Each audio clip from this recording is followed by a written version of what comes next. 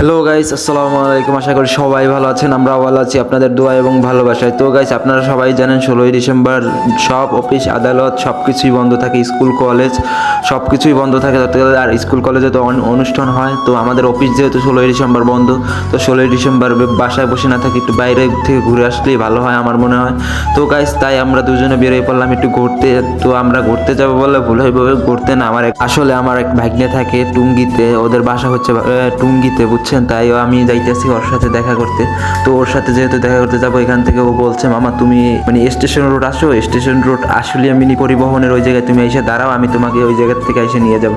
তো গাইস, আমার ভাইটা জানে না যে আমি আসলে এই উত্তরাতে থাকি, উত্তরা কামারপাড়াতে থাকি। আর তারপর ও জানতে পারছে, বাড়িতে কথা হয়েছিল এর ভিতরে, ওর নাম্বারটা আমার কাছে ছিল না। যাই হোক, ওর আগের নাম্বারটা ও চেঞ্জ করছে, সেটা আমাকে বলে নাই, এই কারণে আমার কাছে নাম্বারটাও ছিল না। তাই আমি মনে করেন ওর সাথে কোনো সময় কন্ট্যাক্ট করতে পারি নাই আর কি।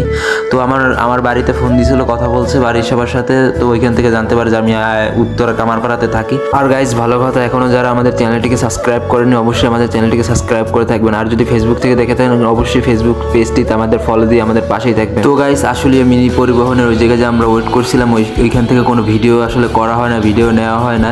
ভাগ্নের সাথে কথা বলছি ওই জায়গায় দাঁড়িয়ে, বারবার কয়েকটা ফোন দিয়েছি, এই কারণে মনে করেন যে ভিডিওগুলো নেওয়া হয় না। তো গাইস, আমি এখান থেকে জিজ্ঞেস করলাম, ভাগ্নে এই জায়গা থেকে আমরা কোথায় যাবো? ও বলছে, মামা বড় বাজার আছে, বড় বাজার থেকে আরেকটা রিক্সা নেওয়া লাগবে, আর কিছুই না, এটা বড় বাজারের ওই জায়গায় রাখবে আর কি, ওইখান থেকে আরেকটা রিক্সা নেওয়া লাগবে।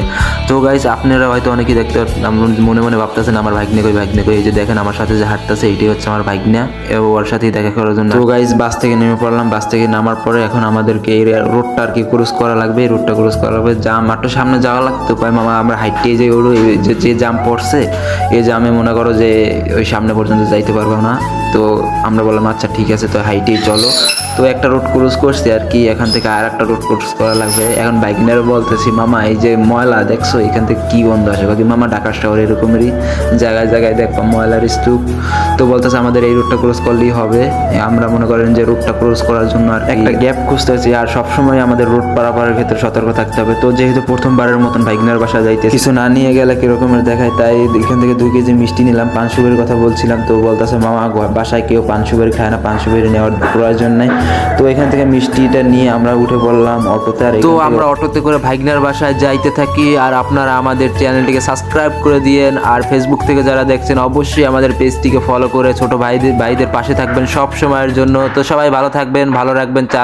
আমরা রাত্র 9টা বাজে প্রতিদিন লাইভে আসি, আপনারা আমাদের সাথে লাইভে জয়েন হয়ে মজা হবে, আড্ডা হবে, কথা হবে, মনে করেন যে ভালোবাসা আদান প্রদান করা হবে, সব হবে ইনশাআল্লাহ। তো আমরা বাসায় যেতে থাকি, আর আপনারা যেতে যেতে আমাদের চ্যানেলটিকে সাবস্ক্রাইব করে দেবেন। ভালো থাকবেন, সুস্থ থাকবেন।